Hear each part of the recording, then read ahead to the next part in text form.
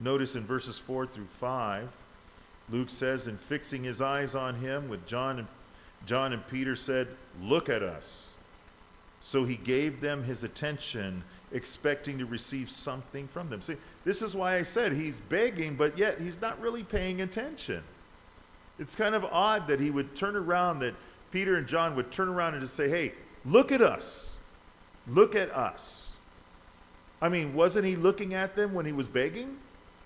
Asking them? Because it says that he asked them. But maybe he was in auto mode. What do I mean by that? Well, early in my days, I used to drive a lot. You know, doing heating and air conditioning, we drove all over the place, taking all kinds of freeways.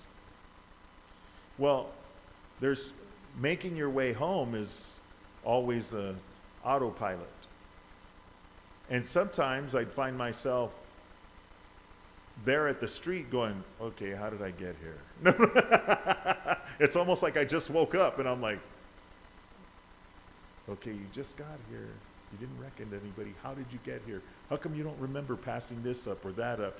Didn't you want to go to the store? And now you're here and it's too late to go to the store, so you get," you just kind of go into auto mode is what happens.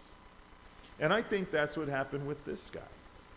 He went into auto mode. He's just kind of asking everybody. Whoever he sees, he's just asking them. Not really in the beginning. I mean, think about it. He's there day after day for most of his life. Some believe he's about 40 or maybe a little over 40 by this time. And he's been there for years. People know him as a regular there. They see him. What do you do when you go to Walmart and you see somebody there that's always begging? You avoid them, huh? Don't lie. You know you do. You go by going, "Man, I hope they don't ask for I hope they don't ask me for money. I hope they don't ask me for money." You see that kid walking around in the parking lot with candy bars that you know darn well is just for them. They're not doing it for a team. They just want the money so they can go and buy a burger. And you're like, "I hope they don't ask me for money. I hope they don't ask for." Then you see the Salvation Army guy out there ringing his bell, trying to get some money for Christmas, and you're like, "Let me go around."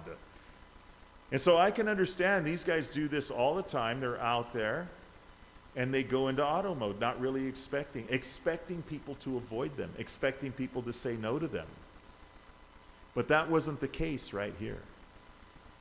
He asked, and then Peter and John looked and said, "Hey, you want us to pay attention to you? You got to pay attention to us. You need to listen up. You need to hear what I got to say." And so again, they give him that call to action. Look at us. Pay attention. And so this is what their demand was of him. And so, notice what he does.